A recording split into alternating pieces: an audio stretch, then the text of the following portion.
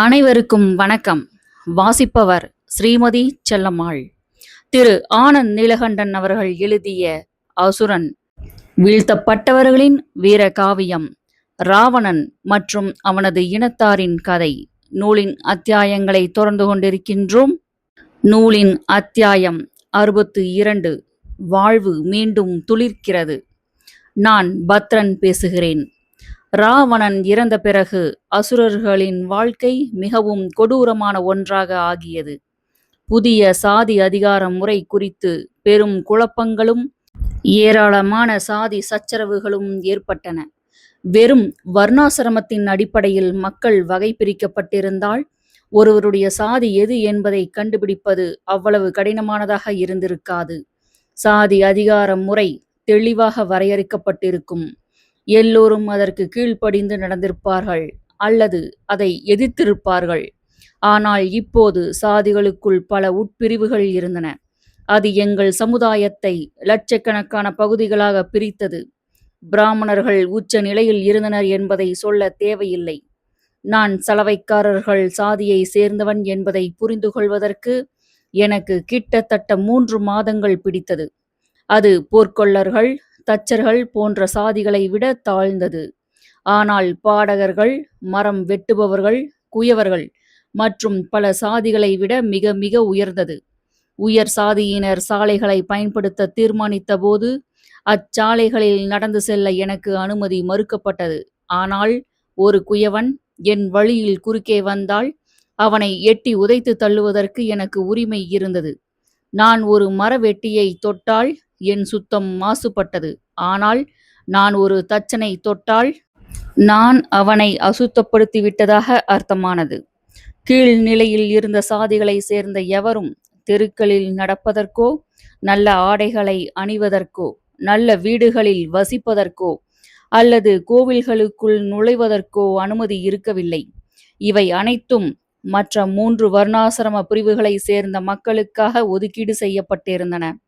அது ஒரு வக்கிரமான அமைப்பு முறையாக இருந்தது. தனக்கு கீழே உள்ளவர்களை அவமானப்படுத்துவதற்கான மனிதனின் அடிப்படை உணர்ச்சிகளை அது சார்ந்திருந்தது. என்னை விட தாழ்ந்த சாதியினரை துன்புறுத்துவதற்கு எனக்கு உரிமை இருந்ததால் என்னை விட உயர்ந்த சாதியினரால் எனக்கு ஏற்பட்ட ஏளனங்களை நான் ஏற்றுக்கொள்ள வேண்டியிருந்தது. பிறகு ஏற்கனவே மனம் தளர்ந்து போயிருந்த அசுர மக்களை ஏழ்மையும் சூழ்ந்து கொண்டு அவர்களை நாசப்படுத்தியது. சுமார் 9 மாதங்களுக்குப் பிறகு தென்னிந்தியாவிலும் அதை சுற்றியிருந்த தீவுகளிலும் ஒரு கடுமையான பஞ்சம் ஏற்பட்டது. கடல் கடந்து சென்றால் ஒருவன் தனது சாதியை இழக்க வேண்டி வரும் என்று பிராமணர்கள் திட்டவட்டமாக அறிவித்திருந்ததால் வர்த்தகம் ஸ்தம்பித்தது. தங்களுக்கு புதிதாக கிடைத்திருந்த அனுகூலங்களை இழக்க விரும்பாத வணிகர்கள் கடலுக்கு செல்ல மறுத்தனர். விரைவில் சீனர்களும் யவனர்களும் மசாலா பொருட்கள் மற்றும் பிற அருமையான பொருட்களின் வர்த்தகத்தில் ஆதிக்கம் செலுத்தினர். விரைவில் சாப்பிடுவதற்கு எதுவுமின்றி போனது.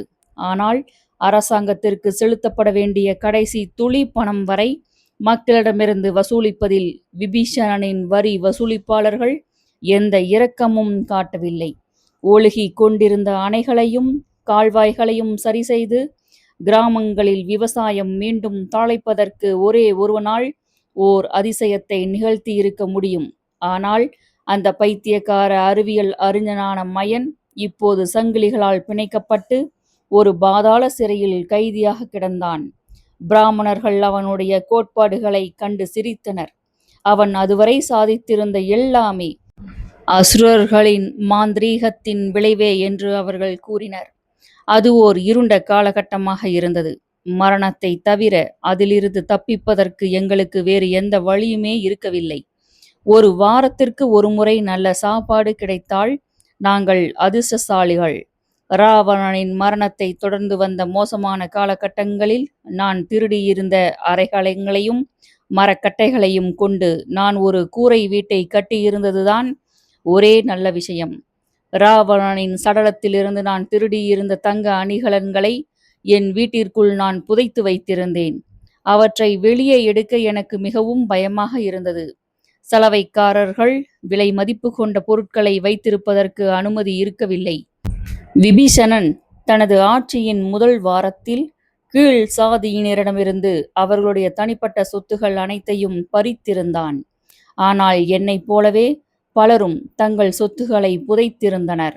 எல்லாமே தொலைந்து போனது போல இருந்த நேரத்தில் ஒரு வதந்தியின் வாயிலாக ஒரு சிறு நம்பிக்கை துளிர்த்தது. வருணன் சட்டத்திற்கு புறம்பாக தூர கிழக்கு நாடுகளுக்கு மக்களை தன் கப்பல்களில் அழைத்து சென்று கொண்டிருந்தான். வருணனை போன்ற நபர்களை எந்த ஓர் ஆகம நூலாலும் தொட முடியவில்லை. பிராமணர்களாலும் அவர்களை அடியோடு அழிக்க முடியவில்லை. குபேரன் ஆண்டாலும் சரி, ராவணன் ஆண்டாலும் சரி, அல்லது ராமன் ஆண்டாலும் சரி, அவன் எப்படியோ பணம் சம்பாதித்தான். பணம் என்ற ஒரே ஒரு கடவுளுக்கு மட்டுமே அவன் சேவை செய்தான். துவக்கத்தில் எனக்கு தயக்கமாக இருந்தது. ஆனால் வயிற்று பசி நாளுக்கு நாள் அதிகரித்ததாலும் என் மனைவியின் நச்சரிப்பும் தாள முடியாததாக ஆனதாலும் நான் அதை முயற்சித்து பார்ப்பதென்று தீர்மானித்தேன். நான் வேற்று நாட்டிற்கு குடிபெயர்வதற்கான என் விருப்பத்தை முழுவதுமாக கூட வெளிப்படுத்தி இருக்கவில்லை. எனக்கு அதை ஏற்பாடு செய்து தருவதற்காக ஒரு முகவர் என்னிடம் வந்தான். அந்த முகவருக்கு என் வயது இருக்கும். ஆனால் என்னைப் போலன்றி அவன் ஏழ்மையையோ அல்லது பசியையோ சந்தித்து இருக்காததால் தன்னுடைய வயதான மாமாவைப் போல நான் அவனுக்கு தோன்றியிருக்க வேண்டும். அவன் என்னை மாமா என்று அழைத்தது எனக்கு எரிச்சலையும் என் மனைவிக்கு மகிழ்ச்சியையும் ஏற்படுத்தியது. ஓர் அரசாங்க அதிகாரியாக இருந்த அவன் குபேரனிடம் தன் தொழில் வாழ்க்கையை துவக்கியிருந்தான். இப்போது விபீஷணனின் ஆட்சியில் அவன் ஒரு மூத்த அதிகாரியாக இருந்தான். புதிய சாதி விதிகளை தான் அவ்வளவு உயர்வாக கருதவில்லை என்று அவன் கூறினான். ஆனால் தன் மனைவியை திருப்திப்படுத்துவதற்காக அவன் என் வீட்டிற்குள் நுழைய விரும்பவில்லை. ஏனெனில் சாதி வரிசையில் அவன் எனக்கு ஒரு சில நிலைகள் மேலே இருந்தான். ஒரு சலவைக்காரன் தயாரித்து கொடுத்த எதையும் அவன் உட்கொள்வதற்கு அவனது மனைவி ஒப்புதல் அளித்திருக்க மாட்டாள் என்பதால் அவன் என் வீட்டில் எதையும் உண்ணவோ பருகவோ மறுத்தான். நான் கோபத்தில் குமுறினேன். ஆனால் என் மனைவி மிகவும் ஆசுவாசமாக காணப்பட்டாள். அவனுக்கு கொடுப்பதற்கு எங்களிடம் எதுவும் இருக்கவில்லை. எனவே சாதி தூய்மையை அவன் வலியுறுத்தியது எங்களுடைய தர்ம சங்கடத்தை தவிர்த்தது. நதிக்கு அருகே இருந்த ஒரு புளிய மரத்தின் கீழே நாங்கள் சந்தித்தோம். மரத்தின் அடியில் துருத்தி கொண்டிருந்த ஒரு வேரின் மீது அவன் உட்கார்ந்திருந்தான். பிறகு எங்கள் பேரப்பேச்சு துவங்கியது. நான் முன்மொழிந்த பரிவர்த்தனையில் தனக்கு ஒப்புதல் இல்லை என்பது போல 2 முறை அவன் அங்கிருந்து புறப்படுவது போல பாசாங்கு செய்தான். ஒரு முறை நான் பாசாங்கு செய்தேன். தான் ஒரு முக்கியமான அரசாங்க அதிகாரி என்றும் கீழ் சாதியினர் கொடுக்கக்கூடிய சிறிய கமிஷன் தொகைகளில் தனக்கு அக்கறை இல்லை என்றும் அவன் என்னிடம் தொடர்ந்து கூறிக்கொண்டே இருந்தான். ஆனால் இரு தரப்பினரிடமிருந்தும் கமிஷன்களை வாங்குவதற்கு அவன் துடித்து கொண்டிருந்தான் என்பது வெளிப்படையாக தெரிந்தது. வருணன் தனது முகவர்களுக்கு அவ்வளவு நல்ல கமிஷன்களை கொடுக்கவில்லை. எனவே அந்த முகவர்கள் வேறு நாட்டிற்கு குடிபெயர விரும்பியவர்களை அச்சுறுத்தியும் தாஜா செய்தும் முகஸ்துதி செய்தும் தங்களால் முடிந்த அளவுக்கு அவர்களிடமிருந்து பணத்தை கறந்தனர். நாங்கள் கிட்டத்தட்ட அடிதடி வரை சென்று விட்டோம். ஆனால் என் மனைவி என்னை ஓரமாக இழுத்து சென்று எனக்கு சிறிது புத்திமதி கூறி கொதிப்படைந்திருந்த என் மனதை அமைதிப்படுத்தினாள். நான் தயக்கத்தோடு வீடு திரும்பினேன். 1/2 மணி நேரம் நிலத்தை தோண்டிய பிறகு நடுங்கிக் கொண்டிருந்த எனது கைகளில் ராவணனின் நகைகளை இறுக பற்றியபடி கனத்த இதயத்துடன் பேராசை கொண்ட அந்த அரசாங்க ஊழியனை மீண்டும் சந்திப்பதற்காக அந்த புளிய மரத்தை நோக்கி நடந்தேன். நில ஒளியில் தகதகத்த தங்கத்தை கண்டதும் அந்த முகவரின் கண்கள் ஒளிர்ந்தன. பொதுவான நாட்டு நிலவரத்தை பற்றியும் விலைவாசி ஏற்றத்தாலும் கல்வி கட்டண உயர்வாலும் நடுத்தர வர்க்கத்தினரின் வாழ்க்கை இப்போது மிகவும் சிரமமானதாக ஆகியிருந்தது பற்றியும் அவன் என் மனைவியிடம் பேசிக்கொண்டிருந்தான். அவன் தன்னையும் அறியாமல் அந்த தங்கத்தை தனது கைகளில் எடுத்து எடை பார்த்தான். அதன் பிறகு அவன் புன்னகைப்பதை நிறுத்தவே இல்லை. எனக்கும் அவனுக்கும் இடையே ஒரு வாய்வழி ஒப்பந்தம் கையெழுத்தானது. 2 நாட்களுக்குள் கடலுக்குள் நங்கூரமிடப்பட்டு நின்று கொண்டிருந்த ஒரு கப்பலுக்கு ஒரு கட்டுமரம் எங்களை அழைத்து செல்வதற்கு ஏற்பாடாகி இருந்தது. பிறகு அது எங்களை தூர கிழக்கு நாட்டிற்கு அழைத்து சென்றுவிடும். அங்கு ஏராளமான வேலை வாய்ப்புகள் இருந்ததாகவும், தெருக்கள் தங்கத்தால் அமைக்கப்பட்டிருந்ததாகவும், அத்தெருக்கள் நெடுகிலும் தங்க நாணயங்கள் கொட்டிக் கிடந்ததாகவும் அவன் அந்நாட்டைப் பற்றி புகழ்ந்து கொண்டே போனான். பிறகு அவன் எங்களிடமிருந்து விடைபெற்றுக் கொண்டான். தெருவில் மக்கள் நடமாட்டம் குறைந்திருந்தது. மாலாவும் நானும் இளம் காதலர்களைப் போல அந்த புளிய மரத்தின் கீழே கைகோர்த்து நின்றோம். வாழ்க்கை எங்களுக்கு மற்றும் ஒரு வாய்ப்பை வழங்கிக் கொண்டிருந்தது போலும். யாருக்குத் தெரியும்? 2 வாரங்கள் ஆகியும் அந்த கட்டுமரம் வரவில்லை. நான் பெரும் கவலை கொண்டேன். அந்த அதிகாரி வேலை செய்ததாக கூறப்பட்ட அலுவலகத்திற்கு கால் கடுக்க நான் 2 முறை நடந்து சென்றும் கூட அந்த 2 முறையும் அவனை என்னால் பார்க்க முடியவில்லை. பிறகு நான் கிட்டத்தட்ட நம்பிக்கை இழந்திருந்த நேரத்தில் ஒரு நள்ளிரவில் என் வீட்டுக் கதவு ரகசியமாக தட்டப்பட்டது. நான் திடுக்கிட்டு விழித்தேன். பல ஆண்டுகளுக்கு முன்பு தேவ காட்டு மிராண்டிகள் பூரண நதிக்கரையில் அமைந்த என் குடிசைக்கு வந்தது குறித்த காட்சிகளை என் மனதிலிருந்து வேகமாக விரட்டி அடித்தேன். கதவு இன்னொரு முறை தட்டப்படுவதற்காக நான் காத்திருந்தேன். அது தட்டப்பட்டபோது கதவை நான் லேசாகத் திறந்தேன். ஒரு விளக்கு வெளிச்சத்தில் அந்த அதிகாரியின் முகம் ஒரு பேயைப் போல இருந்தது. அவன் என்னை பார்த்து பல் இளித்துவிட்டு வெளியே வருமாறு எனக்கு சைகை காட்டினான். கதவை நான் முழுவதுமாக திறந்து வெளியே வந்தபோது என் கையில் ஒரு பனை ஓலையை அவன் திணித்தான். இன்னும் 2-3 உருவங்கள் நிழல்களில் மறைந்திருந்தன. நான் வீட்டிற்குள் திரும்பிச் சென்று என் மனைவியை எழுப்பினேன். சொர்க்கத்திற்கான எங்களது பயண சீட்டுகள் வந்திருந்ததை கேள்விப்பட்டதும் அவள் உற்சாகமடைந்தாள். எங்களிடம் இருந்த சொற்ப பொருட்களை ஒரு துணியில் வேகமாக மூட்டை கட்டிக்கொண்டு அவள் என்னை பின்தொடர்ந்தாள். நாங்கள் ஆற்றங்கரைக்கு சென்றபோது அங்கு ஒரு கட்டுமரம் காத்து கொண்டிருந்தது. இன்னும் 3 தம்பதியரும் ஒரு பூசாரியும் அங்கு இருந்தனர். நாங்கள் அமைதியாக அந்த கட்டுமரத்திற்குள் ஏறி காத்திருந்தோம். சுமார் அரை மணி நேர தாமதத்திற்குப் பிறகு இன்னொரு தம்பதியரும் எங்களுடன் சேர்ந்து கொண்டனர். அந்த அதிகாரி எங்கள் அனைவருக்கும் மகிழ்ச்சியாக விடை கொடுத்து எங்களை வழியனுப்பி வைத்தான். அந்த கட்டுமரம் மெதுவாக ஆற்றின் முகத்வாரத்தை நோக்கி மிதந்தது. நெடுங்காலத்திற்கு முன்பே எனது நாடாக நான் சுவீகரித்திருந்த இலங்கை எங்கள் பார்வையை விட்டு மெல்ல மெல்ல மறைந்து கொண்டிருந்தது. பல முரணான உணர்ச்சிகள் என்னை திணறடித்தன. தங்களது சொந்த எண்ணங்களிலும் கனவுகளிலும் மூழ்கி இருந்த இத்தனை பேருக்கு மத்தியிலும் நான் தனிமையில் இருந்தேன். ஓர் இருண்ட கப்பல் தொலைதூரத்தில் நின்று கொண்டிருந்தது எனக்கு தெரிந்தது. எங்கள் கட்டுமரம் அந்த கப்பலை மெதுவாக நெருங்கியது. கயிற்று ஏணி ஒன்று அதிலிருந்து தொங்கியது. நாங்கள் ஒவ்வொருவராக அதன் மீது ஏறிச் சென்றோம். எங்களுடைய முதல் வகுப்பு அறைகளுக்கு எங்களை அழைத்து செல்வதற்கு யாரேனும் வருவதற்காக அந்த பெரிய கப்பலின் மேல் தளத்தின் மீது நாங்கள் காத்திருந்தோம். சிறிது நேரத்திற்குப் பிறகு ஒரு பனை ஓலையுடன் ஒரு கணக்கன் வந்தான். அவன் சிலரது பயண சீட்டுகளை பரிசோதித்துவிட்டு அவரவருடைய அறைகளுக்கு போகும்படி அவர்களுக்கு உத்தரவிட்டான். என்னுடன் வந்திருந்த ஓர் இளம் தம்பதியினருடன் நான் உரையாடியதில் சமீபத்தில்தான் அவர்களுக்கு திருமணமாகி இருந்தது என்பதை தெரிந்து கொண்டேன். அந்த பெண் வெட்கத்தோடும் பாதாம் போன்ற அழகான கண்களுடனும் இருந்தாள். அந்த இளைஞன் அப்பாவியாகவும் வசீகரமாகவும் இருந்தான். அவர்கள் தங்களுடைய தென்னந்தோப்பை ஒரு பிராமணனுக்கு விற்றுவிட்டு தங்களது இருக்கைகளை பதிவு செய்திருந்தனர். அந்த பெண்ணின் பெயர் அரசி. அந்த இளைஞனின் பெயர் சிவன். அந்த கணக்கன் எங்களை அணுகியபோது நாங்கள் எங்கள் அரட்டையை நிறுத்திவிட்டு எங்களுடைய பயண சீட்டுகளை அவனிடம் மரியாதையுடன் கொடுத்தோம். அவன் தன் முகத்தை சுளித்துவிட்டு, நீங்கள் எந்த சாதியை சேர்ந்தவர்கள் என்று கேட்டான். அதை பற்றி உங்களுக்கு என்ன அக்கறை என்று சிவன் எரிச்சலோடு கேட்டான். உங்களைப் போன்றவர்கள் கருப்பாகவும் பண்பாடு இல்லாமலும் இருக்கிறீர்கள்.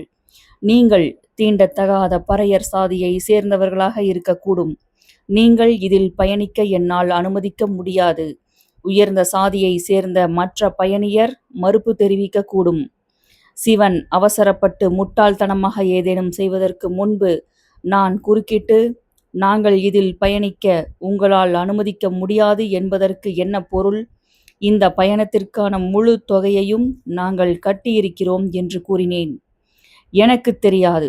இதில் ஏதோ குழப்பம் நடந்துள்ளது. 6 மாதங்களுக்குள் எங்கள் நிறுவனம் உங்கள் பணத்தை திருப்பிக் கொடுத்துவிடும். தலைநகரில் உள்ள எங்கள் அலுவலகத்திற்கு சென்று அதற்கு நீங்கள் விண்ணப்பிக்க வேண்டும். என்னை மன்னித்து விடுங்கள், உங்களை என்னால் கூட்டிச் செல்ல முடியாது. நீங்கள் வந்த கட்டுமரம் இன்னும் இங்குதான் இருக்கிறது. இப்போது நீங்கள் கீழே இறங்கினால் அதில் ஏறி உங்கள் ஊருக்குப் போய்விடலாம். இல்லையென்றால் நீங்கள் நீந்திதான் கரையேற வேண்டியிருக்கும் என்று கூறிவிட்டு அவன் தனது அறைக்குப் போவதற்காக திரும்பினான். குழம்பிப் போயிருந்த அரசியிடம், என் மனைவி உன் அட்டிகையை கழற்றிக் கொடு என்று மிரட்டினாள். அப்பெண் சிறிது தயங்கியபடி தன்னிடமிருந்த ஒரே விலை உயர்ந்த அந்த அட்டிகையை என் மனைவியிடம் கொடுத்தாள். என் மனைவி அதை என் கைகளில் திணித்துவிட்டு, இதை அந்த கணக்கனிடம் கொடுத்து அவனுடைய பாதங்களில் விழுந்து எப்படியாவது தம்மை கூட்டி செல்லுமாறு கூறுங்கள், நம்மால் திரும்பிப் போக முடியாது என்று கிசுகிசுத்தாள். தன் அறைக்கு திரும்பிக் கொண்டிருந்த அந்த கணக்கனின் காலை நான் தாவிப் பிடித்தேன். ஏய் என்று கத்திய அவன் என்னை தன் மற்றொரு காலால் எட்டி உதைத்தான். என்னை தொட்டு அசுத்தப்படுத்துவதற்கு உனக்கு எவ்வளவு துணிச்சல்? மூடனே, இங்கிருந்து வெளியேறிவிடு. ஆனால் நான் அவனுடைய காலை விடவில்லை. நான் மிகவும் பரிதாபமான குரலில், சுவாமி, தயவு செய்து எங்களை இங்கிருந்து விரட்டி விடாதீர்கள். எங்களால் திரும்பிப் போக முடியாது. உங்களுடைய கப்பலின் மேற்தளத்தையும் கழிவறைகளையும் நாங்கள் சுத்தம் செய்கிறோம். ஆனால் தயவு செய்து எங்களை உங்களோடு அழைத்துச் செல்லுங்கள். எங்களை கைவிட்டு விடாதீர்கள். நீங்கள்தான் எங்கள் கடவுள். உங்களுக்கான ஒரு சிறு காணிக்கை இது. எங்கள் மீது கருணை காட்டுங்கள் என்று கூறி அழுதேன். அவன் நன்றாக பார்க்க வேண்டும் என்பதற்காக அந்த அட்டிகையை நான் உயர்த்தி பிடித்தேன். அவன் அதை பார்த்தபோது அசுத்தம் பற்றிய அனைத்தையும் மறந்துவிட்டு அந்த பொக்கிஷத்தை ஆர்வத்தோடு பிடுங்கிக் கொண்டான். நான் எழுந்து நின்று என் கைகளை என் மார்பின் குறுக்காக கட்டிக்கொண்டு பணிவாக குனிந்தேன். என்னுடன் இருந்த மற்றவர்களும் என்னை பார்த்துவிட்டு தங்களால் இயன்ற அளவிற்கு பணிவாக நின்றனர். அவன் மீண்டும் தன்னுடைய பனை ஓலையை பரிசோதித்துவிட்டு அந்த அட்டிகையை தனது பாக்கெட்டிற்குள் போட்டுவிட்டு, எங்களுக்கு ஏதோ ஒரு பெரிய உபகாரம் செய்தது போன்ற ஒரு தொனியில், கீழே உள்ள தளத்திற்குச் செல்லுங்கள்.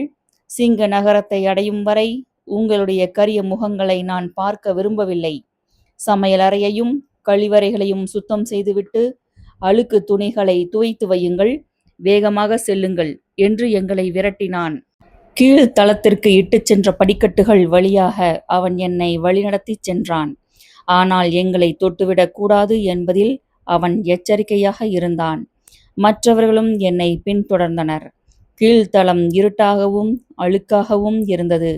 நாட்பட்ட பூண்டு மற்றும் அழுகிய வெங்காயத்தின் துர்நாற்றம் சமையலறையிலிருந்து வந்தது. வருணனின் கப்பலில் வேலை செய்து எங்கள் முதுகு கிட்டத்தட்ட ஒடிந்துவிட்டது. தரைகளை தேய்த்து சுத்தப்படுத்துவது, பாத்திரங்களை கழுவுவது, துணிகளை துவைப்பது, கழிவறைகளை சுத்தப்படுத்துவது என்று தொடர்ந்து வேலை செய்ததில் நாங்கள் களைத்து போனோம். சூரிய வெளிச்சத்தை நாங்கள் அரிதாகவே பார்த்தோம். அந்த பெரிய மரக்கப்பல் கடலின் மீது மேலும் கீழுமாக ஆடிச் சென்றதில் எங்களுக்கு வயிற்றை புரட்டியது. இறுதியில் சுமார் 1 மாத காலம் பயணம் செய்த பிறகு மேல் தளத்திலிருந்த மக்களின் மகிழ்ச்சி கூக்குரல் கேட்டது. எங்கள் கப்பல் நிலத்தை நெருங்கிக் கொண்டிருந்தது. நாங்கள் மெதுவாக மேல் தளத்திற்கு சென்றோம். பிரகாசமான சூரிய வெளிச்சம் எங்கள் பார்வையை பறிக்கும் அளவுக்கு இருந்தது. ஒரு நதியின் முகத்வாரமும் அதன் ஒரு புறங்களிலும் பசுமை காடுகளும் தெரிந்தன. கண்ணுக்கு எட்டிய தூரம் வரை சதுப்பு நில காடுகள் தெரிந்தன. எங்கள் கப்பல் அந்த அகலமான நதிக்குள் நுழைந்தபோது ஓர் உயரமான கோவிலின் கருமை நிற சங்கு புரி ஒன்றையும் நாங்கள் பார்த்தோம். விரைவில் எங்கள் கப்பல் ஒரு துறைமுகத்திற்குள் நுழைந்தது. வெள்ளை முண்டாசுகளுடன் வினோதமாக தோன்றிய மனிதர்கள் கப்பல்களில் இருந்து சரக்குகளை இறக்குவதும் அவற்றில் ஏற்றுவதுமாக மும்முரமாக இருந்தனர். எங்கள் கப்பலில் வந்த கணக்கன் எங்களை பார்த்து ஏளனமாக சிரித்துவிட்டு ஏணி வழியாக கீழே இறங்கி கூட்டத்தோடு கூட்டமாக கலந்துவிட்டான். சிறிது நேர குழப்பத்திற்குப் பிறகு நிலத்திற்கு செல்வதென்று தீர்மானித்து நாங்கள் அந்த கயிற்று ஏணி வழியாக மெதுவாக கீழே இறங்கினோம். வருணனின் கப்பல் சேவை பயண சீட்டு அலுவலகத்தில் ஏற்கனவே ஒரு நீண்ட வரிசை அமைந்திருந்தது. கிழக்கில் இருந்த சிங்க நகரம் இதுதானா என்று விசாரிப்பதென்று நான் தீர்மானித்தேன். நான் முதலில் ஒரு சிலரிடம் அது குறித்து விசாரித்தபோது அவர்கள் என்னை வெறுமனே வெறித்து பார்த்தனர். ஆனால் இறுதியில் எங்களைப் போலவே கருப்பு நிறத்தில் இருந்த ஒருவனை கண்டுபிடித்து துணிச்சலோடு நான் அவனை அணுகினேன். உயரமான வெள்ளை நிற தோலுடன் இருந்த 2 பேருடன் அவன் பேசிக் கொண்டிருந்தான். அவனிடம் பேச ஒரு வாய்ப்பிற்காக நான் காத்திருந்தேன். பிறகு, இது சிங்க நகரம்தானா என்று நான் அவனிடம் தமிழில் கேட்டேன். நான் ஒரு பைத்தியக்காரன் என்பது போல அவன் என்னை பார்த்துவிட்டு, நீங்கள் அனைவரும் வருணனின் கப்பலில் வந்தீர்களா என்று எங்களிடம் கேட்டான். நாங்கள் ஒருவரை ஒருவர் பார்த்தோம். எங்கள் உடலில் ஒரு நடுக்கம் பரவியது. ஐயா, நீங்கள் ஏன் அப்படி கேட்கிறீர்கள்? அந்த கருப்பன் தனது வெள்ளைத்தோல் நண்பர்களிடம் சமஸ்கிருதத்தில் எதையோ கூறினான். அதை கேட்டு அவர்கள் அனைவரும் உரக்க சிரித்தனர். பிறகு அவன் என்னிடம் திரும்பி, நீ எந்த சாதி என்று கேட்டான். ஐயா, நான் ஒரு சலவைக்காரன் என்று நான் பதிலளித்தேன். அரசியும் சிவனும் எந்த சாதியை சேர்ந்தவர்கள் என்று எனக்கு உறுதியாக தெரியவில்லை. நீங்கள் முட்டாள்களாக இருப்பதில் வியப்பில்லை. பெண் கடவுளான காளியின் நகரம் இது. வருணன் பலரை ஏமாற்றியிருப்பதைப் போலவே உங்களையும் ஏமாற்றியிருக்கிறான். அரசி பெருங்குரல் எடுத்து ஓலமிட்டுவிட்டு தரையில் அமர்ந்து தன் தலையில் அடித்துக்கொண்டு அழுதாள். விரைவில் மாலாவும் அவளுடன் சேர்ந்து கொண்டாள். நான் உள்ளுக்குள் குமுறினேன். என் கண்களில் இருந்து கண்ணீர் பெருகியது. நானும் அப்பெண்களுடன் சேர்ந்து கொண்டேன். சங்கடத்தில் நெளிந்த சிவன் எங்கள் பிரச்சனைக்கு ஒரு தீர்வு வழங்குமாறு அந்த கருப்பனிடம் கெஞ்சினான். அந்த கருப்பன் எங்களை விரட்டியடிக்க முயற்சித்தான். ஆனால் சிவன் பிடிவாதமாக இருந்தான். இறுதியில் அந்த கருப்பன் தனது நண்பர்களுக்கு விடை கொடுத்துவிட்டு எங்களை நோக்கி திரும்பி வாயை மூடிக்கொண்டு உட்காருமாறு எங்களிடம் கத்தினான்.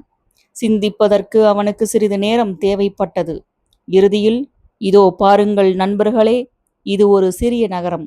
இங்கு உங்களுக்கு ஒரு வேலை கிடைக்கக்கூடும். ஆனால் வடமேற்கில் அயோத்தி என்ற ஒரு பெரிய நகரம் இருக்கிறது. அரசன் ராமன் அங்கு ஆட்சி செய்கிறான். அந்நகரம் இப்போது செழித்து கொண்டிருக்கிறது. உங்களைப் போன்ற கூலி ஆட்களுக்கு அங்கு ஏராளமான வேலைகள் இருக்கின்றன. சம்பளமும் அங்கு அதிகம் என்று நான் கேள்விப்பட்டிருக்கிறேன். அங்கு ஏதேனும் வேலை கிடைக்குமா என்று முயற்சித்து பாருங்கள். அரிசி ஏற்றிச் செல்லும் படகு ஒன்று சரையு நதியின் வழியாக செல்லவிருக்கிறது. தெற்கிலிருந்து குடிபெயர்ந்த ஒரு வணிகன்தான் அதன் சொந்தக்காரன். நான் உங்களை பற்றி அவனிடம் பேசுகிறேன். உங்களுக்கு அதிர்ஷ்டம் இருந்தால் அவனுடைய படகில் உங்களுக்கு சிறிது இடம் கிடைக்கக்கூடும். இன்றிரவை பொறுத்தவரை ஏழைகளுக்கு இலவச உணவு வழங்கப்படுகின்ற ஓர் இடம் காளி கோவிலுக்கு அருகே உள்ளது. அங்கு சென்று உணவருந்திவிட்டு காலையில் அந்த படகுக்கு வந்துவிடுங்கள். நடந்து முடிந்துவிட்ட விஷயம் குறித்து இனி அழாதீர்கள். எல்லாம் உங்கள் நன்மைக்காக இருக்கக்கூடும் என்று கூறிவிட்டு காளி கோவில் இருந்த திசையை அவன் எங்களுக்கு சுட்டி காட்டினான். மேலும், முன்னால் உள்ள சாலையின் வழியாக செல்லாதீர்கள். தீண்டத்தகாதவர்கள் அதன் வழியாக செல்ல அனுமதி இல்லை. எனவே பின்னால் இருக்கின்ற சிறிய பாதையின் வழியாக செல்லுங்கள் என்று கத்திவிட்டு ஒரு சிறிய படகிற்குள் குதித்து அந்த நதியின் கீழாக அவன் மிதந்து சென்று விட்டான். அன்றிரவை நாங்கள் காளியின் நகரத்தில் கழித்தோம். நாங்கள் பட்டினி கிடக்கவில்லை. இரவு வெகுநேரம் கழித்து கோவிலில் எங்களுக்கு சிறிது உணவு கிடைத்தது. அருகில் இருந்த சதுப்பு நில காடுகளில் இருந்து கேட்ட புலிகளின் உருமலாலும் என் காதுகளை சுற்றி ரீங்காரமிட்ட கொசுக்களாலும் என்னால் தூங்க முடியவில்லை. அயோத்தியின் மீது எனக்கு அதிக ஆர்வம் ஏற்பட்டது. ராமன் தன் சகோதரனோடும் மனைவியோடும் அயோத்திக்கு திரும்பி 1 வருடம் ஆகியிருக்கும் என்று நினைக்கிறேன். ஒரு சில மாதங்களுக்குள் வானரர்கள் தங்களால் இயன்ற அளவிற்கு கொள்ளையடித்து சென்றிருந்தனர். பொழுது விடிந்தபோது நாங்கள் அந்த அரிசி படகில் ஏறி அயோத்தியை நோக்கி பயணித்தோம். 3 நாட்களுக்குப் பிறகு ராமனின் தலைநகரத்தை நாங்கள் அடைந்தோம். 30 ஆண்டுகளுக்கு முன்பு ராவணனின் வெற்றி படையோடு நான் அங்கு சென்றபோது அது ஒரு சிறிய கிராமமாக இருந்தது. இப்போது அது ஒரு மிக பெரிய நகரமாக வளர்ந்திருந்தது. ஆனால் திரிகோட்டா மற்றும் முசிறி நகரங்கள் தமது புகழின் உச்சகட்டத்தில் இருந்தபோது எப்படி ஒளிமயமாக இருந்தனவோ அதற்கு இந்நகரம் ஈடாகவில்லை. இருந்தாலும் இப்போது அது செழிப்பாக இருந்தது. ஆனால் சில குறிப்பிட்ட விஷயங்கள் மாறியிருக்கவில்லை. சாலைகளில் பசுக்கள் சுதந்திரமாக அலைந்து திரிந்து கொண்டும், போக்குவரத்தை தடுத்து கொண்டும், தாம் விரும்பிய இடத்தில் படுத்துக்கொண்டும் இருந்தன. ஆனால் நாய்களும் பன்றிகளும் பசுக்களும் கூட சுதந்திரமாக சுற்றித் திரிந்த இடங்களில் கீழ் சாதியினரும் கருப்பு தோல் கொண்ட மனிதர்களும் செல்வதற்கு அனுமதி இருக்கவில்லை. மூடப்படாத சாக்கடைகளில் பன்றிகளும் எலிகளும் களியாட்டம் போட்டன. நகரம் முழுவதையும் ஒரு துர்நாற்றம் நிரந்தரமாக ஆட்கொண்டிருந்தது. கீழ் சாதியினருக்கு அனுமதி இல்லாத ஏதேனும் தெருக்களில் நுழைந்து சாதி விதிமுறைகள் எதையேனும் மீறி விடுவோமோ என்ற பயத்திலேயே நாங்கள் அந்நகரில் சுற்றித் திரிந்தோம். எல்லா அடையாள பலகைகளும் சமஸ்கிருதத்திலேயே இருந்தன. மக்கள் ஒரு வினோதமான மொழியில் பேசினர். அதை எங்களால் புரிந்து கொள்ள முடியவில்லை. அவர்கள் எங்களை கோபத்தோடு பிடித்து தள்ளினர். விரைவில் எங்களை கவனித்த காவல்துறையினர் உள்ளூர் காவல் நிலையத்திற்கு எங்களை அழைத்துச் சென்று பல்வேறு வழிகளில் எங்களை விசாரிக்க முயற்சித்தனர். ராமனின் காவல்துறையினர் ராவணனின் காவல்துறையினரிடமிருந்து எவ்விதத்திலும் வேறுபட்டிருக்கவில்லை. அவர்கள் தங்கள் தடிகளை கொண்டு என்னை அடித்தனர். என்னுடன் இருந்த சிவனை எட்டி மிதித்தனர்.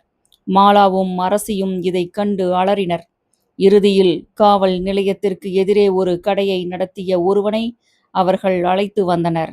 அவனுக்கு தமிழ் பேச தெரிந்திருந்தது.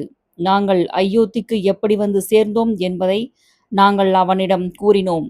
அவன் அதை அந்த காவலர்களிடம் மொழிபெயர்த்து கூறினான்.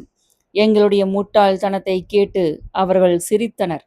ஒரு வழியாக அவர்களுடைய கேலி கொண்டாட்டம் முடிந்த பிறகு எங்களுடைய சாதிகளை பற்றி விசாரிக்குமாறு அவர்கள் அந்த கடைக்காரனிடம் கூறினர். நாங்கள் சலவைக்காரன் சாதி என்பதை அவர்கள் கேள்விப்பட்டதும் எங்களுடைய சாதியினர் வாழ்ந்த பகுதிக்கு எங்களை கூட்டிச் செல்லுமாறு அவர்கள் அந்த கடைக்காரனுக்கு உத்தரவிட்டனர். அவன் அதற்கு எதிர்ப்பு தெரிவித்தான். தன்னுடைய கடையை ஆளின்றி விட்டுச் செல்ல அவன் தயங்கியது போல் இருந்தது.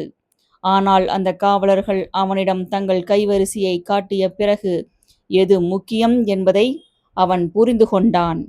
சலவைக்காரர்கள் வாழ்ந்த பகுதி நதியோரமாக இருந்தது. அது வடக்கு வரை நீண்டிருந்தது. அந்த வணிகன் எங்களுக்கு அந்த இடத்தை காட்டி கொடுத்துவிட்டு நாங்கள் அவனுக்கு நன்றி கூறுவதற்கு முன்பாக அங்கிருந்து மாயமாய் மறைந்தான். அந்த பகுதியே ஒரு சிறு நகரம் போல இருந்தது. அசுரர்கள், நாகர்கள், கிண்ணறர்கள், காந்தர்வர்கள், கரி போல கருப்பாக இருந்த காட்டு மிராண்டிகள், மஞ்சள் நிற தோல் கொண்ட சீனர்கள், வேறு ஏதோ குளிரான நாடுகளில் இருந்து வந்து குடியேறியிருந்த மஞ்சள் தலைமுடியுடன் இருந்த காட்டு மிராண்டி இனங்கள், கலப்பின மக்கள் போன்ற பலரும் அங்கு வசித்து வந்தனர். ஆனால் அவர்கள் எல்லோரும் ஒரே சாதியை சேர்ந்தவர்களாக இருந்தனர். அவர்கள் அனைவரும் சலவைக்காரர்கள்.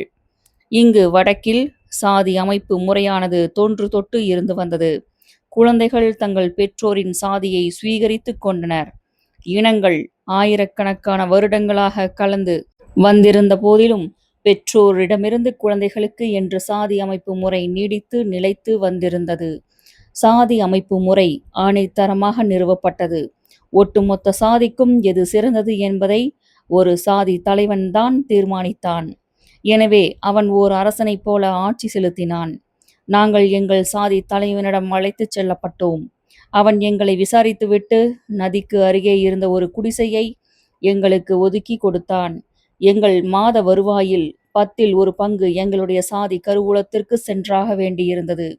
அந்த கருவூலம் அந்த வயதான சாதி தலைவனின் கட்டுப்பாட்டில்தான் இருந்தது. குடியிருக்க ஓர் இடமும் வயிற்றுக்கு உணவும் எங்களுக்கு தேவைப்பட்டதால் எங்களால் குறை கூற முடியவில்லை. நாங்கள் எங்களுடைய குடிசையில் குடியேறி ஒரு புதிய வாழ்க்கையை துவக்கினோம். தேவ நாடுகளில் ஆற்றங்கரை அருகே ஒரு திறந்த வெளியில்தான் மக்கள் தங்கள் காலை கடன்களை முடிக்க வேண்டியிருந்தது. அதற்கு வேறு எந்த வசதியும் இருக்கவில்லை. மக்கள் அசுத்தம் செய்த, எருமை மாடுகள் குளித்த அந்த நதி புனிதமானதாக கருதப்பட்டது. அழுக்கு துணிகளை நாங்கள் அதில்தான் துவைத்தோம். அதே இடத்திலிருந்துதான் நகரத்திற்கு குடிநீர் விநியோகமும் செய்யப்பட்டது. எங்கள் வாழ்க்கை மெல்ல மெல்ல தனக்கென்று ஒரு போக்கை சுவீகரித்து கொண்டது. நாங்கள் சமஸ்கிருதம் மொழியை எப்படியோ கற்றுக்கொண்டோம். இப்போது எங்களுடைய அண்டை வீட்டாருடன் எங்களால் சிறப்பாக கருத்து பரிமாற்றம் மேற்கொள்ள முடிந்தது. நாங்கள் எங்கள் இடத்தில் இருந்தவரை உயர்வான எது குறித்தும் நாங்கள் ஆசைப்படாதவரை தேவர்களின் சாதி அமைப்பு முறை மிகச் சிறப்பாக வேலை செய்தது. சாதி தலைவனின் மூலமாக அரசாங்கம் வரி வசூலித்தது. பிறகு அவன் அதில் தனக்குரிய சதவீதம் குறித்து அரசாங்கத்திடம் பேரம் பேசினான். காவல்துறையை சேர்ந்த எவருமோ அல்லது மற்ற அரசாங்க அதிகாரிகளோ எங்களுடைய சலவைக்காரர்கள் கிராமத்திற்குள் ஒருபோதும் நுழைந்ததில்லை. குயவர்கள் மற்றும் நெசவாளிகளின் கிராமங்களை பொறுத்தவரையும் இதே நிலைமைதான். 15 நாட்களுக்கு ஒருமுறை நகருக்கு வெளியே இருந்த சந்தைக்கு சென்று எங்களுக்கு தேவையானவற்றை நாங்கள் வாங்கினோம். வாழ்க்கை எளியதாகவும் ஒளிவு மறைவின்றியும் இருந்தது. அசுர சமுதாயத்தின் எந்த சிக்கல்களும் இங்கு இருக்கவில்லை. ஆனால் சாதி அமைப்பு முறை மிக கொடூரமானதாக இருந்தது. கீழ் சாதியினர் மனிதாபிமானமற்ற முறையில் நடத்தப்பட்டனர். ஆனால் ஒருவனது சொந்த சாதியின் கிராமத்திற்குள் ஒருவிதமான சமத்துவம் இருந்தது. சாதி தலைவனின் குடும்பம் மட்டும் இதற்கு விதிவிலக்கு. மேல் சாதியை சேர்ந்த எவர் ஒருவரும் அந்த கிராமத்திற்குள் நுழையவில்லை. தேவ அமைப்பு முறையில் இருந்த மிக பெரிய அனுகூலங்களில் ஒன்று அதில் போட்டி இருக்கவில்லை என்பதுதான். ஒவ்வொரு வேலையும் ஒரு சாதிக்கு ஒதுக்கப்பட்டது. ஒரே சாதியை சேர்ந்த அனைத்து உறுப்பினர்களுக்கும் ஒரு வேலைக்கும் 2 வேளை சாப்பாட்டிற்கும் உத்தரவாதம் இருந்தது.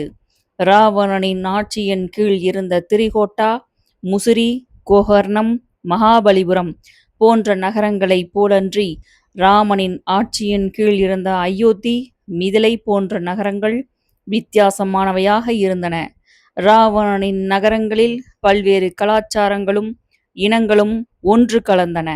உயர்ந்த நிலைகளை அடைவதைப் பற்றி மக்கள் கனவு கண்டனர். வர்த்தகமும் அறிவியலும் கலையும் கட்டிடக்கலையும் தழைத்தன. நவ நாகரிகம், திட்டமிடுதல், வடிவமைப்பு, அழகியல் ஆகிய அனைத்திற்கும் அவற்றுக்கான இடங்கள் இருந்தன. அதிக தகுதி படைத்த ஆண்களும் பெண்களும் வாழ்வின் பல்வேறு தளங்களில் உலகில் தங்கள் முத்திரைகளை பதிப்பதற்கு ஒருவரோடு ஒருவர் போட்டியிட்டனர். அளப்பரிய திறமைகளை கொண்ட மக்களும் மயனை போன்ற அறிவியல் அறிஞர்களும் சிறப்பாக வாழ்ந்தனர். ஆனால் இவற்றுக்கு ஈடுகொடுக்க முடியாமல் பின்தங்கிய ஒரு பெரும் கூட்டம் ஒரு கொடூரமான சேரி வாழ்க்கைக்குள் வலுக்கட்டாயமாக தள்ளப்பட்டது. அவர்கள் அன்றாடம் செத்து பிழைக்க வேண்டியிருந்தது. ஆனால் ராமனின் ஆட்சியின் கீழ் இருந்த சாதிய முறையை அடிப்படையாக கொண்ட இந்த அமைப்பில் ஒரு சாதியினர் மற்றொரு சாதியினருடன் தேவைக்கு மட்டுமே உறவாடினர். கடும் போட்டி நிலவிய பௌதிக விஷயங்களுக்கு முக்கியத்துவம் கொடுத்த, ஆனால் பிரம்மாண்டமாக விளங்கிய அசுர நகரங்களைப் போல இல்லாமல் ராம ராஜ்யத்தை சேர்ந்த நகரங்கள் சாதியை அடிப்படையாக கொண்ட ஒரு மூடிய துடிப்பற்ற உலகமாக விளங்கியது. பிறப்பு எனும் விபத்தின் மூலம் தங்கள் சாதியில் பிறந்த ஒவ்வொருவரும் அவரவர் இடத்தில் உறுதியாக வைக்கப்பட்டனர். இந்த அமைப்பு முறையில் கனவுகளுக்கு எந்த வாய்ப்பும் இருக்கவில்லை. லட்சியங்கள் ஆபத்தானவையாக கருதப்பட்டன. வேறு இடங்களில் இருந்து இங்கு வந்து குடியேறிய எங்களை போன்றவர்கள் விரைவில் இதை கண்டறிந்தோம். வாழ்க்கை சுலபமாக போய்க் கொண்டிருந்தது. சில வருடங்கள் கழித்து எங்களுடன் வந்திருந்த சிவன் அரசி தம்பதியர் ஓர் ஆண் குழந்தையை பெற்றெடுத்தனர். சிவபெருமானின் பெயரான சம்புகன் என்ற பெயரை நாங்கள் அவனுக்கு சூட்டினோம். சம்புகன் வேகமாக வளர்ந்தான். அவனுக்கு தன் வயதுக்கு மீறிய அறிவு கூர்மை இருந்தது. நான் மெல்ல மெல்ல என் வாழ்வில் மகிழ்ச்சியை கண்டுகொண்டேன். அச்சிறுவனோடு விளையாடியது, அவனுக்கு நீந்த கற்றுக் கொடுத்தது, சிறு பறவைகளை வேட்டையாட அவனுக்கு பயிற்சி அளித்தது போன்றவற்றின் மூலம் நான் என் இளமையை மீண்டும் கண்டறிந்தேன். நான் கடின உழைப்பை நிறுத்தி பல வருடங்கள் ஆகியிருந்தன. சிவன் எனக்கு ஒரு மகனைப் போல ஆகியிருந்தான். கூடுதல் சுமையை அவன் ஏற்றுக்கொண்டான். அவன் ஒரு கடின உழைப்பாளியாகவும் படைப்பு திறன் கொண்டவனாகவும் இருந்தான். அவன் பலரிடம் கெஞ்சி கூத்தாடியும் லஞ்சம் கொடுத்தும் அரண்மனை துணிகளை துவைப்பதற்குரிய ஒப்பந்தத்தை பெற்றான். உலகில் நாங்கள் வெற்றி பெறுவதற்கான எங்களுடைய துருப்புச் சீட்டாக அது அமைந்தது. சிவனால் செழிப்புற முடிந்ததற்கு காரணம் அசுர பாரம்பரியத்தின் உள்ளார்ந்த போட்டி உணர்வு அவனுக்கு இருந்ததுதான் என்று நான் நினைக்கிறேன். வாய்ப்பு கிடைத்தபோது அந்த உணர்வு அவனிடம் தலை தூக்கியது. நாங்கள் எங்கள் வீட்டை விரிவுபடுத்தினோம். ஏற்கனவே எங்களிடம் இருந்த கழுதைகளோடு 2 பசுக்களையும் நாங்கள் சேர்த்து கொண்டோம். வாழ்வில் நாங்கள் படிப்படியாக முன்னேறிக் கொண்டிருந்தோம். அமைதியாக ஓடிக்கொண்டிருந்த நதியையும், மேகங்கள் சூழ்ந்த சலனமற்ற வானத்தையும், ஆற்றில் மிதந்து வந்த பரிசல்களையும், காட்டு நாரைகளையும், மீன் கொத்தி பறவைகளையும் அமைதியாக பார்த்தபடி என் நாட்களை நான் செலவிட்டேன். சம்புகன் என்னை தாத்தாவென்று அழைத்து கொண்டும், எதையாவது கேட்டு என்னை நச்சரித்து கொண்டும் எனது இந்த உல்லாச பயணங்களில் என்னுடன் வந்தான். அவனது குழந்தைத்தனமான பேச்சை நான் கேட்டபோதெல்லாம் என் இதயம் மகிழ்ச்சியாலும் பெருமிதத்தாலும் நிரம்பியது. நான் மீண்டும் இந்த அழகான வாழ்க்கையோடும் இந்த அற்புதமான உலகத்தோடும் காதல் வயப்படத் துவங்கினேன். நூலின் அடுத்த அத்தியாயம் 63. சிறுபுள்ளைத்தனமான கனவுகள். நான் பத்ரன் பேசுகிறேன். எல்லாம் கனவு போலவும், வாழ்க்கை ஒரு நிரந்தரமான வசீகரத்தை பெற்றிருப்பது போலவும் தோன்றும் போதுதான் முட்டாள்தனமான எண்ணங்களும் ஆபத்தான லட்சியங்களும் மனித மனங்களில் எப்போதும் எழுகின்றன. சம்புகன் புத்திசாலியாகவும் வசீகரமாகவும் இருந்தான்.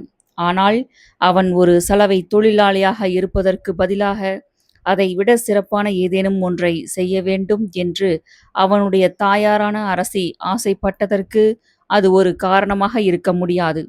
தன்னுடைய குழந்தை தனித்துவமானவன் என்பது போன்ற எண்ணங்கள் ஒரு தாயின் மனதிற்குள் நுழையும் போது அவற்றை யாராலும் அங்கிருந்து விடுவிக்க முடியாது. தன் மகன் ஒரு முக்கியமான அதிகாரியாகவோ, அல்லது ஒரு பிரபலமான கவிஞனாகவோ, அல்லது ஒரு மாபெரும் வணிகனாகவோ ஆக வேண்டும் என்று அவள் விரும்பினாள். எங்களை போன்றவர்கள் கனவு காண துணியக்கூடாது என்று நான் அவளை எச்சரித்தேன். சிவனும் அதை அவளுக்கு புரிய வைக்க முயற்சித்தான். ஆனால் அவள் தன் முடிவில் பிடிவாதமாக இருந்தாள். சம்புகன் கல்வி கற்க வேண்டும் என்று மாலாவும் அரசியோடு சேர்ந்து குரல் கொடுத்தாள். எங்களிடம் பணம் இருந்தது, அச்சிறுவனிடம் திறமை இருந்தது. அப்படி இருக்கும்போது அவன் ஏன் கல்வியறிவு இல்லாதவனாக இருக்க வேண்டும் என்று அவர்கள் வாதிட்டனர். ஆனால் அச்சிறுவனுக்கு 8 வயதாகிவிட்டது. கல்வி கற்பதற்கான காலம் கடந்து விட்டிருந்தது. அசுர நகரங்களில் ஏதேனும் ஒன்றில் அவன் வாழ்ந்திருந்தால் இந்த வயதிற்குள் படிப்பதிலும் எழுதுவதிலும் கணிதத்திலும் நல்ல தகுதி படைத்தவனாக அவன் ஆகியிருப்பான். மாலாவும் அரசியும் தொடர்ந்து நச்சரித்து கொண்டே இருந்தனர். இறுதியில் என்னுடைய மறுப்புகளுக்கும் எதிர்ப்புகளுக்கும் எதிராக சிவன் அவர்களுக்காக மனமிறங்கி தனது மகனை பள்ளிக்கு அனுப்புவதற்கான ஒரு வழியை கண்டுபிடிப்பதென்று தீர்மானித்தான். எனக்கு அந்த முடிவில் விருப்பமிருக்கவில்லை. ஆனால் ஒரு சலவைக்காரனின் மகனுக்கு யாரும் எதுவும் கற்றுக் கொடுக்க மாட்டார்கள் என்று நான் உறுதியாக நம்பியதால் நான் அவனுடைய தீர்மானத்தை பற்றி அவ்வளவாக கவலைப்படவில்லை. ஆனால் பணத்தால் எந்த தடையையும் தகர்க்க முடியும் என்பதை நான் கணக்கில் எடுத்துக்கொள்ள தவறியிருந்தேன். ஆற்றின் குறுக்கே ஒதுக்குப்புறமாக தனியாக வாழ்ந்து வந்த ஓர் ஆசிரியரை சிவன் கண்டுபிடித்தான். சரையு நதியின் மறுபுறத்தில் ஒரு அடர்ந்த காடு இருந்தது. அதில் பறவைகளோடும் விலங்குகளோடும் கூடவே ஒரு சில துறவிகளும் வாழ்ந்து வந்தனர். அவர்கள் தங்கள் உடல்களில் விபூதியை தடவிக்கொண்டும், மண்டையோடுகளையும் எலும்புகளையும் நகைகளாக அணிந்து கொண்டும், பல விந்தையான கோலங்களில் மணிக்கணக்கில் நின்று கொண்டும் இருந்ததை தவிர அவர்கள் வேறு எதையும் செய்யவில்லை. அவர்கள் கடவுளை தேடிக் கொண்டிருந்தது போல தோன்றினாலும் உண்மையில் தேவர்களின் உறுதியான சாதி அமைப்பு முறையில் பொருந்தாத ஒரு கூட்டம்தான் அவர்கள். எனவே தனிமையில் அவர்கள் தங்கள் புகலிடத்தை கண்டு கொண்டிருந்தனர். அவர்கள் ஏதோ ஒரு வகையான போதைப் பொருளுக்கு அடிமையாகி இருந்தனர். ஒரு சிலர் மிகவும் வினோதமான வழிகளில் தங்களை தண்டித்துக் கொண்டனர். பொதுமக்கள் இந்த கூட்டத்தை கண்டு பயந்தனர். அவர்களுடைய மர்ம சக்திகளை பற்றி கிசுகிசுப்பான குரலில் பேசிக் கொண்டனர். காட்டின் அந்த பகுதிகளுக்கு நான் பல முறை சென்று அவர்களில் ஒரு சிலரிடம் பேசியிருந்தேன். சாதியத்தை அவர்கள் கண்டுகொள்ளவே இல்லை என்பது எங்களுக்கு ஆச்சரியம் அளித்தது. அவர்களுடன் இருந்தபோது எனக்கு கிடைத்த சுதந்திரத்திற்காக நான் அங்கே சென்றேன். அவர்கள் மட்டும்தான் என் சாதியை பற்றி என்னிடம் ஒருபோதும் கேட்கவில்லை. சிலர் தங்களுடைய மதுவையோ அல்லது பிற போதைப் பொருட்களையோ என்னுடன் மகிழ்ச்சியாக பகிர்ந்து கொள்ளவும் செய்தனர். அது எனது இரகசிய உலகமாக இருந்தது. சிவன் அப்படிப்பட்ட ஒரு துறவியை தான் கண்டுபிடித்திருந்தான். அத்துறவி சாதி தூய்மையை பற்றி எள்ளளவு கூட கண்டுகொள்ளவில்லை. நகரத்திலிருந்து வந்த மதுவை அவர் மிகவும் விரும்பினார். புகைப்பதற்கு சில மூலிகைகளுக்காக அவர் ஏங்கினார். சம்புவிற்கு அவர் கல்வி கற்றுக் கொடுத்ததற்கு பதிலீடாக இவற்றை அவருக்கு பெற்று தருவதற்கு நான் நியமிக்கப்பட்டேன். அவருடைய நட்பையும் அவரது மூலிகைகளையும் நான் மிகவும் ரசித்து அனுபவித்தேன் என்பதை நான் கண்டேன். அவர் ஒரு கற்றறிந்த மனிதர். சமஸ்கிருதம், தமிழ் ஆகிய மொழிகளிலும் நாகம், காந்தர்வம், கின்னரம் ஆகிய வட்டார பேச்சு மொழிகளிலும் அவர் நல்ல புலமை பெற்றிருந்தார். கூடவே இன்னும் சில காட்டுமிராண்டி மொழிகளையும் கற்று வைத்திருந்தார். பிராமண வேதங்கள், ஜோதிடம் மற்றும் பிற அறிவியல்களிலும் அவர் சிறந்த அறிவை பெற்றிருந்தார். சம்புகனுக்கு அவரை விட சிறந்த ஆசிரியர் எவரும் கிடைத்திருக்க மாட்டார். ஆனால் எல்லோரும் தன்னை குரு என்று அழைக்க வேண்டும் என்று மட்டும் அத்துறவி வலியுறுத்தினார். அவர் ஒரு முறை குடிபோதையில் இருந்தபோது தனது முந்தைய வாழ்க்கையை பற்றி என்னிடம் உளறி கொட்டினார். 5 ஜீவநதிகள் பாய்ந்த பகுதியிலிருந்து அயோத்திக்கு தனது இளமை பருவத்தில் குடிபெயர்ந்திருந்த ஒரு பிராமணன் அவர். அவர் ஏதேதோ வேலைகளை செய்துவிட்டு கடைசியில் ஒரு பெரிய அரசாங்க அதிகாரியாக ஆகவிருந்த நேரத்தில் சாதி அமைப்பு முறையால் அவர் வெறுப்படைந்தார். ஒரு பிராமணன் என்ற முறையில் அது அவருக்கு பல அனுகூலங்களை கொடுத்த போதிலும் அதை அவர் வெறுத்தார். தனது தந்தை தன் சிற்றன்னைக்கு கொடுத்த வாக்குறுதியை நிறைவேற்றுவதற்காக ராமன் அரசனாக ஆவதற்குரிய தனது உரிமையை துறந்த சமயத்தில் அத்துறவி அயோத்தியில் இருந்தார். அந்த இளம் தேவ இளவரசனுக்கும் ஐபலி முனிவருக்கும் இடையே நிகழ்ந்த சந்திப்பையும் அவர் நேரில் பார்த்திருந்தார்.